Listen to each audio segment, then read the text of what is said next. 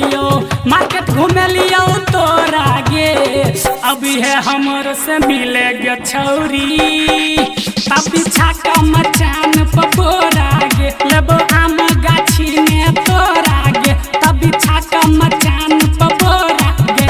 mobile किन देलियो recharge कर लियो हे गे छौरी मिले ले आई है मोबाइल किन देलियो रिचार्ज कर लियो मार्केट घूमे लियो तोरा गे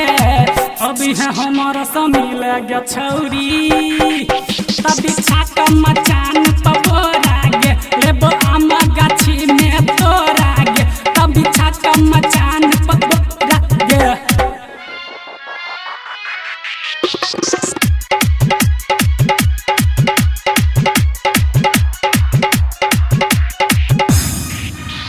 DJ Manish Ganga, DJ Manish Ganga, DJ Manish Ganga, दोनों हाथ सा तू पकड़ी है मुँह से लगाई है गे चौभा पाकल पाकल आम खिएबो लेबो तोरा गे लोभा लोभा सट के बैठ न छौरी दोनों हाथ सा तू पकड़ी है मुँह से लगाई है गे चौभा पाकल पाकल आम खिएबो लेबो तोरा गे लोभा लोभा गाछ के ओरी अभी है गे छौरी आबे पानी सैत जो गाछ के ओरी अभी है गे छौरी चिखेब थोड़ा थोड़ा गे अभी है हमर से मिले गे छौरी तभी छाका मचान पपोरा गे लेबो आम गाछी में तोरा गे तभी छाका मचान पपोरा गे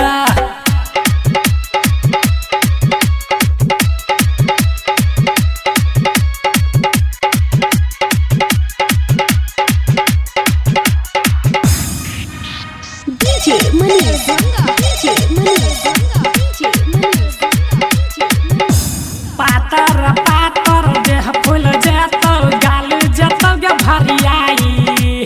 माजा देबो गे चूसा चूसा क डरिहन ककर से आई आई पास आके बैठ जाना पातर पातर देह फूल जेतो गाल जेतो गे भरियाई माजा देबो गे चूसा चूसा क डरिहन ककर से आई आई सिंह डीजे बहेरी घूमे तो डीजे पर नची है तू गे छौरी डीजे शिव शंकर सोना की घूमे तो माजा मिला तो पूरा गे अभी है हमारा से मिल गे छौरी तभी छाका मचान पपोरा गे लेबो आम गाछी में तोरा गे तभी छाका मचान पपोरा गे मोबाइल किन देलियो रिचार्ज कर लियो ए गे छौरी भूल न जाई है मोबाइल किन देलियो रिचार्ज कर लियो मार्केट घूमे लियो तोरा गे अभी है हमर से मिले गे छौरी तभी छाका मचान पपोरा गे लेबो आम गाछी में तोरा गे तभी छाका मचान पपोरा गे मोबाइल किन देलियो रिचार्ज कर लियो हे गे छौरी मिले ले आई है मोबाइल किन देलियो रिचार्ज कर लियो मार्केट घूमे लियो तोरा गे अभी है हमर से मिले गे छौरी